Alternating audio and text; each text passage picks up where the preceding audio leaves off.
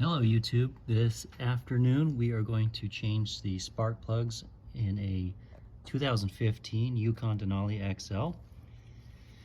This is a 6.2 liter engine and the replacement plugs are these Iridium spark plugs, AC Delco OEM 41-114. And first what we're going to do is pull all the plug wires and then so we can access the plugs. This side's fairly easy, as you can see. It's 1, 2, 3, 4. The other side a little more complicated because it has some heater lines, and we'll just have to do a little bit more explaining on that side. So let me go ahead and start pulling off these plugs. Just pull them with your hand. Hopefully these will come easily. Sometimes you have to pull them with the plier. I do have replacement wires, so if these get damaged, that is okay. Let me get two hands in here and pull these wires off. Okay, so we got all those spark plug wires off, and it's a good thing I bought new ones because a couple of them actually broke. These are very hard to get off.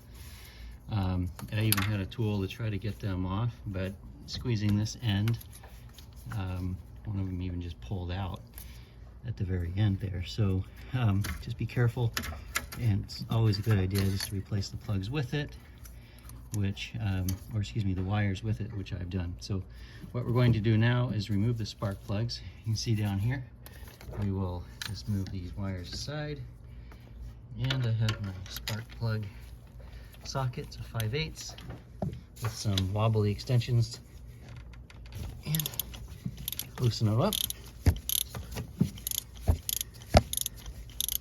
to a point where you can do it by hand. Pull off the socket, and we'll undo them by hand. We'll do that 1 through 7. Of course, I'm starting with the easiest one, working to the hardest. That's how this thing goes.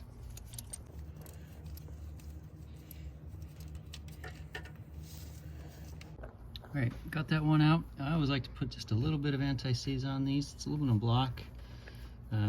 Just good to get a little on there so the threads can come off later, or unscrew later. So get this guy wiggle down there. Make sure you're going straight in.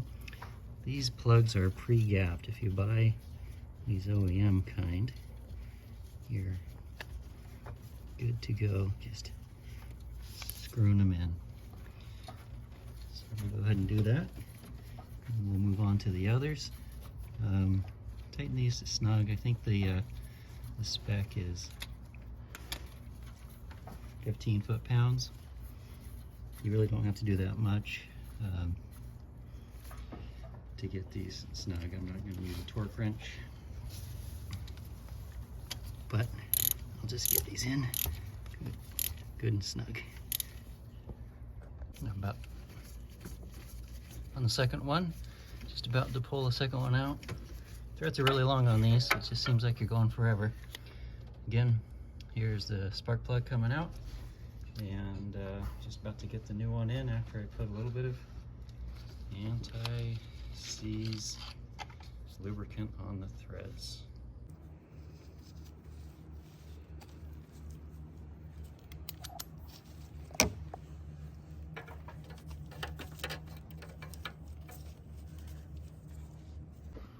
All right, now working on the third one on the from the driver's side. This one just needed a little more room in there, so I got a smaller extension, because otherwise it was going to hit the steering column.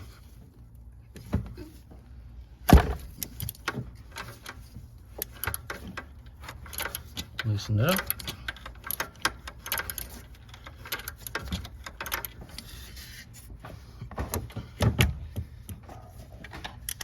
It's just a little hard. Okay, now I've got all 4 spark plugs in on this side. Again, this is the easiest side. I'm going to replace these wires. To do that, these boots go on here, but to get at it, I need to remove this oil filler because I need to lift this plastic cover up, and it's easier to do without that oil filler on. And then, of course, you got a pinch somewhere in the back here, so you're gonna have have to try to lift that up somehow. And once we get it, we can check out the boot here. Twist it to break the seal and pull it off. And then we just put the other one right back on. 2, 3, and twist it to break seal. 4. And these are all the same length. You can see when I pulled the boot off, I broke it. When I pulled it off the spark plug. So we have to be careful when we put these on.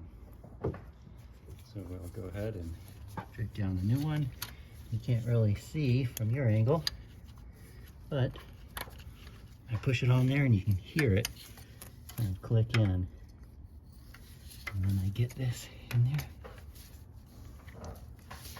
until it clicks in as well. You can hear it on the top of the spark plugs, little threads on there. And do the same as number 2, 3, and 4, and we'll catch up to you when we're done. Okay, I got those plug wires back in and made sure they were pushed up there all the way. They have the heat shields on there. So this side is done. This is the easy side. Now the other side has things in the way, and there's plenty of YouTube videos out there showing different ways to do it, but we're just going to tackle it. Same procedure, just struggle with a little bit of access. And there's one on the other side. We may have to go from underneath, or remove the wheel and the fender well. So we'll see. All right, now we're on the passenger side. You can see things are more tight because we have these heater hoses and the AC hoses here, but you still can get to the number 1, 2, and even 3 right there. Number 4 is way back there, and it is much harder. And I think the simplest way to do it is to go from underneath. So I will have to jack the car up, but I saw a video that suggested it was fairly easy from underneath.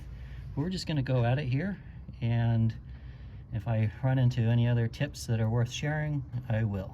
All right, now I am under the car, and this is the catalytic converter, and right up there you can see the spark plug. It's very hard for me to get my hands up there as well, but you can see the tip of the, boy, it's hard with this light, creating shadows for myself. There's the tip of the spark plug, and that is your best access for the last spark plug.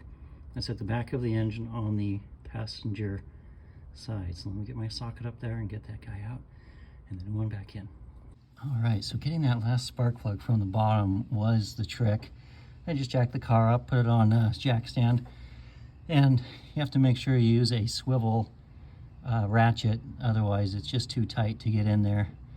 And it was fairly easy. Got everything back together, put the plug in from the bottom, and then connect the boot to the coil from the top. And that is changing the spark plugs and spark plug wires on a 2015 GMC Denali XL Suburban, Yukon, whatever you call them. Until next time, see you around the house.